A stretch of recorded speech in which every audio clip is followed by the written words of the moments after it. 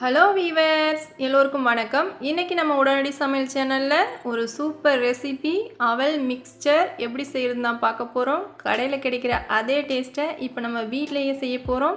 எவ்வளோ சீக்கிரமாக செஞ்சிடலான்றதை நீங்களே பார்க்க போகிறீங்க. உங்ககிட்ட அவல் இருந்துச்சுன்னா உடனே செஞ்சுருங்க. ரொம்ப சூப்பராக இருக்கும். அதனால் வீடியோவை ஸ்கிப் பண்ணாமல் கடைசி வரைக்கும் பாருங்கள். இது வரைக்கும் நம்ம உடனடி சமையல் சேனலை சப்ஸ்கிரைப் பண்ணலனா உடனே சப்ஸ்கிரைப் பண்ணிவிடுங்க. பக்கத்தில் இருக்க பெல் ஐக்கானையும் கிளிக் பண்ணிவிடுங்க. அப்போ தான் நான் போடுற வீடியோ உடனே கிடைக்கும். இப்போ வாங்க எப்படி செய்கிறதுன்னு பார்க்கலாம். நான் இந்த பவுலில் 200 கிராம் அவல் எடுத்து வச்சுருக்கேன். ஃபஸ்ட்டு இதை நல்லா ஜலிச்சிக்கலாம். இந்த மாதிரி கொஞ்சம் கொஞ்சமாக அவல் சேர்த்துட்டு நம்ம கையால் இப்படி தேய்ச்சி விடும்போது இதில் இருக்க தூசெல்லாம் கீழே வந்துடும். பாருங்கள், நம்ம ஜலிச்சு எடுத்ததுனால எவ்வளோ பவுடர் மாதிரி வந்திருக்கு பாருங்கள். இதை நம்ம அப்படியே பொரிச்சோன்னா கருகி போயிடும். அதனால் ஃபஸ்ட்டு நம்ம இந்த மாதிரி ஜலிச்சு எடுத்துக்கலாம். அடுத்து ஸ்டவ் ஆன் பண்ணிடலாம். ஸ்டவ் ஆன் பண்ணிவிட்டு கடாய் எடுத்து வச்சுக்கலாம். இப்போ இதில் பொரிக்க தேவையான அளவுக்கு எண்ணெய் சேர்த்துக்கலாம். எண்ணெய் நல்லா காயட்டும், அது வரைக்கும் வெயிட் பண்ணலாம். இப்போ எண்ணெய் நல்லா காஞ்சிடுச்சு. நம்ம அவலை பொரித்து எடுத்துக்கலாம். இந்த மாதிரி ஒரு ஃபில்டரில் கொஞ்சம் கொஞ்சமாக அவல் சேர்த்துட்டு நம்ம இப்படியே டைரெக்டாக எண்ணெயில் வைக்கும்போது நமக்கு எடுக்கிறதுக்கு ரொம்ப சுலபமாக ஆகிடும். பாருங்கள் எவ்வளோ சூப்பராக பொரிஞ்சு வந்திருக்குன்னு. எண்ணெயில் வச்ச உடனே சூப்பராக பொரிஞ்சிடுச்சு எல்லாமே.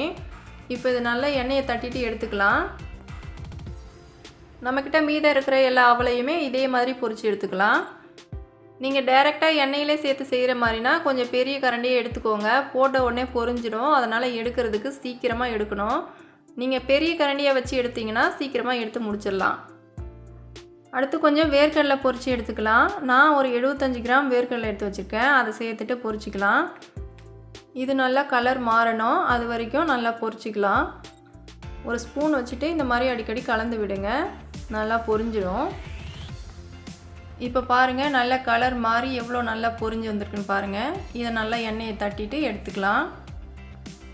அடுத்து இதில் ட்ரை கோகோனட் கொஞ்சம் சேர்த்துக்கலாம். இதை சேர்த்துட்டு நல்லா கலர் மாறுற வரைக்கும் வறுத்து எடுத்துக்கலாம்.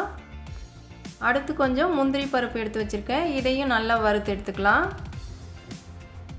கடைசியாக 2 கொத்து கருவேப்பிலை சேர்த்துட்டு நல்லா வறுத்துக்கலாம். இது நல்லா மொறுன்னு ஆகணும், அந்தளவுக்கு நல்லா வறுத்து எடுத்துக்கலாம். நம்ம அவல் பொரித்து எடுத்ததெல்லாம் நான் 2 ஒயிட் பேப்பர் போட்டு அது மேலே வச்சுருக்கேன். இப்போதைக்கு என்கிட்ட டிஷ்யூ பேப்பர் இல்லை, அதனால் ஒயிட் பேப்பரில் வச்சுருக்கேன். உங்கள்கிட்ட ஒயிட் பேப்பர் இருந்தாலும் வச்சுக்கோங்க, டிஷ்யூ பேப்பர் இருந்தாலும் வச்சுக்கோங்க. இப்போ இதில் நம்ம வறுத்து வச்சுருக்கிறதெல்லாம் சேர்த்துடலாம். வேர்க்கடலை சேர்த்துடலாம், முந்திரி பருப்பு, கருவேப்பிலை, தேங்காய்.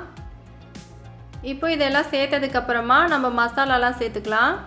1 டீஸ்பூன் மிளகாய் பொடி, 1/4 டீஸ்பூன் மஞ்சள் பொடி, தேவையான அளவு உப்பு, 1/2 டீஸ்பூன் தனியா பொடி, 1/2 டீஸ்பூன் ஜீரக பொடி வறுத்து பொடி பண்ணி வச்சுருக்கேன், அதை சேர்த்துக்கிட்டேன். இப்போ இது எல்லாத்தையும் நல்லா கலந்துக்கலாம். பாருங்கள், எல்லாம் கலந்ததுக்கப்புறம் எப்படி இருக்குன்னு பாருங்கள். இதில் நான் பொட்டுக்கடலை 1/4 கப்பு சேர்த்து கலந்துட்டேன். அதை வீடியோ எடுக்கும்போது ஆஃப் ஆகிடுச்சு கேமரா, அதனால் பொட்டுக்கடலையும் சேர்த்துக்கோங்க. அவ்வளோதாங்க, சூப்பராக ரெடி ஆகிடுச்சு. இதை நீங்கள் நிறைய செஞ்சு வச்சுக்கிட்டிங்கன்னா நீங்கள் எப்போ வேணாலும் சாப்பிட்லாம். ரொம்ப சூப்பராக இருக்கும். இது வரைக்கும் நம்ம வீடியோவை பார்த்ததுக்கு ரொம்ப நன்றி. இந்த வீடியோ பிடிச்சிருந்ததுன்னா லைக் பண்ணுங்கள், ஷேர் பண்ணுங்கள், கமெண்ட் பண்ணுங்கள். அடுத்த வீடியோவில் வேறு ஒரு சூப்பர் ரெசிபி எப்படி செய்யுதுன்னு பார்க்கலாம். நன்றி, வணக்கம்.